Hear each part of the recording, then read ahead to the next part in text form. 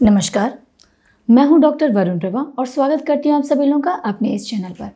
आज के अपने इस वीडियो में हम बात करने वाले हैं सी रिएक्टिव प्रोटीन के बारे में, यानी कि सीआरपी के बारे में। ये एक तरीके का प्रोटीन होता है जो कि हमारे लिवर के द्वारा बनाया जाता है और हमारे शरीर में अगर कहीं भी किसी भी तरीके का इन्फ्लेमेशन है तो उस कंडीशन में इसकी मात्रा नॉर्मल से ज़्यादा हो जाती है। तो ये ब्लड टेस्ट है जिसके द्वारा हम अपने खून में जांचते हैं कि क्या ये प्रोटीन प्रेजेंट है या नहीं। तो जैसा कि मैंने बताया कि किसी भी इन्फ्लेमेटरी कंडीशन में ये बढ़ जाता है। एक्चुअली मैंने अपने कई सारे वीडियोस में इन्फ्लेमेटरी प्रॉब्लम्स के बारे में या फिर इन्फ्लेमेशन होने के बारे में डिस्कस किया है। तो थोड़ा सा जान लेते हैं कि आम बोलचाल की भाषा में जो इन्फ्लेमेशन है ये क्या होता है। अगर हमें हमारे शरीर में कहीं भी किसी जगह पे ऐसे थोड़ा सा रेडनेस दिखता है, यानी कि लालिमा दिखता है, थोड़ा सूजन होता है, वहाँ पे थोड़ा गर्माहट होता है और दर्द बना रहता है, तो उस कंडीशन को हम इन्फ्लेमेशन कह सकते हैं।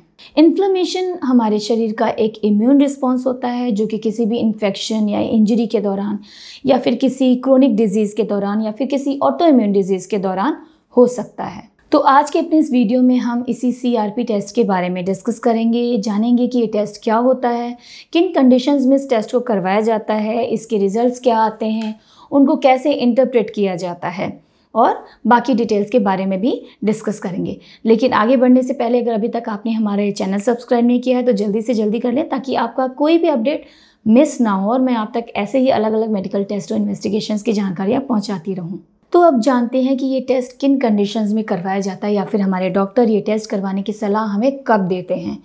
तो अगर हमारे शरीर में किसी भी तरीके का इन्फ्लेमेशन है, वो हो सकता है किसी इन्फेक्शन के कारण हो या फिर किसी इंजरी के कारण हो, उसके बारे में जानने के लिए, या फिर कोई क्रोनिक डिजीज़ है या फिर ऑटो इम्यून डिजीज़ है जैसे कि रूमेटॉइड आर्थराइटिस है या फिर ल्यूपस है, उसको टेस्ट करने के लिए।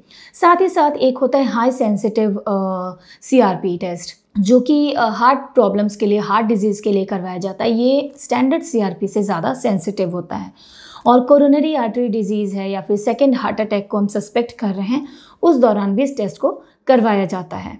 जो मैंने अभी आपके साथ डिस्कस किया कि मैंने बताया था इन्फ्लेमेशन इन्फेक्शन के कारण भी हो सकता है। तो आज के टाइम पे आप सभी लोग कोरोना से, कोविड-19 से भली भांति परिचित होंगे। वो भी एक तरीके का वायरल इन्फेक्शन है और उसके दौरान भी सीआरपी बढ़ जाता है।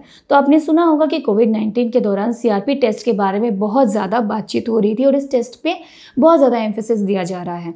तो मैं अपने अगले वीडियो में इस कोविड-19 में सीआरपी टेस्ट की क्या इंपॉर्टेंस है इसके बारे में डिस्कस करूंगी, तो आप मेरा वो वीडियो भी ज़रूर देखें। तो अब जानते हैं कि ये टेस्ट कैसे करवाया जाता है और क्या क्या प्रिकॉशंस इस टेस्ट को करवाने के दौरान हमें लेनी होती हैं।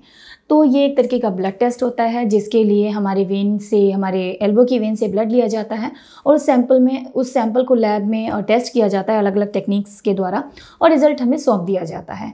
और इसके करने के लिए क्या हमें उसके पहले किसी खास सावधानी को बरतने की ज़रूरत है? तो ऐसा बहुत ज़्यादा कोई सावधानी नहीं, लेकिन कोशिश करनी चाहिए कि हमें कोई स्ट्रेनस एक्सरसाइज, मतलब बहुत ज़्यादा कोई एक्सरसाइज, रनिंग, ये सब ना करवाएं टेस्ट करवाने के तुरंत पहले। साथ ही साथ कुछ मेडिसिन होती हैं जो टेस्ट के रिज़ल्ट को ऑल्टर कर सकती हैं। तो आप किसी भी तरीके का अगर कोई सप्लीमेंट या मेडिसिन ले रहे हैं, कोई भी दवाई ले रहे हैं, तो उसके बारे में अपने डॉक्टर को ज़रूर बताएं। अब जानते हैं इसकी जो नॉर्मल वैल्यूज़ होती हैं, उसके जो रेंज होते हैं वो क्या होते हैं। तो अगर ये इसका जो सीआरपी टेस्ट है, इसका अगर वैल्यू है वो 1 मिलीग्राम पर लीटर से कम आती है तो ये नॉर्मल है।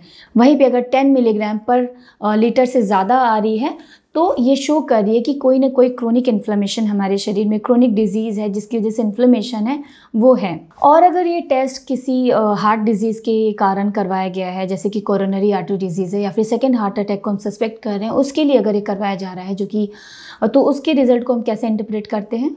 तो अगर इसका जो रिज़ल्ट है वो 1 मिलीग्राम पर लीटर से कम है तो हार्ट प्रॉब्लम की जो रिस्क है वो काफ़ी कम है। साथ ही साथ अगर 1 से 3 के बीच में है तो मॉडरेट रिस्क है, मतलब हो सकता है।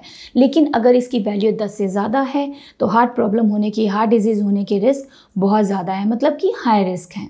जो भी ये रिज़ल्ट आता है एक्चुअली ये सारे रेंजेस होते हैं जो कि फ़िक्स बताए जाते हैं, लेकिन जो लैब्स होते हैं वहाँ पे थोड़ा बहुत तो डिफरेंस आ जाता है लैब के रिज़ल्ट में। ना सिर्फ इसकी मैं बात कर रही हूँ, बल्कि कोई भी लैब इन्वेस्टिगेशन करवाया जाता है उसका जो रिज़ल्ट्स होते हैं थोड़ा सा वेरी कर जाते हैं, थोड़ा सा डिफरेंस आ जाता है।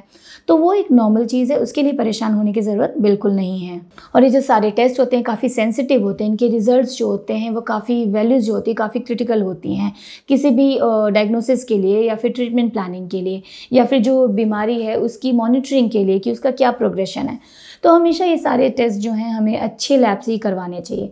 तो अगर आपको भी किसी ऐसे लैब के बारे में जानकारी चाहिए तो हमारी टीम ने डिस्क्रिप्शन बॉक्स में आपके लिए एक ऐसी लैब का लिंक दिया है जहाँ से आप मदद ले सकते हैं।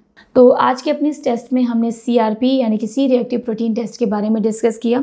उम्मीद करती हूँ कि आपकी अंडरस्टैंडिंग इस टेस्ट के बारे में अब काफ़ी ज़्यादा बढ़ गई होगी। उसके अलावा भी अगर आप कुछ पूछना चाहते हैं या फिर किसी भी तरीके का कोई भी सुझाव देना चाहते हैं तो हमारे कमेंट बॉक्स में जाके हमें ज़रूर बताएं। धन्यवाद।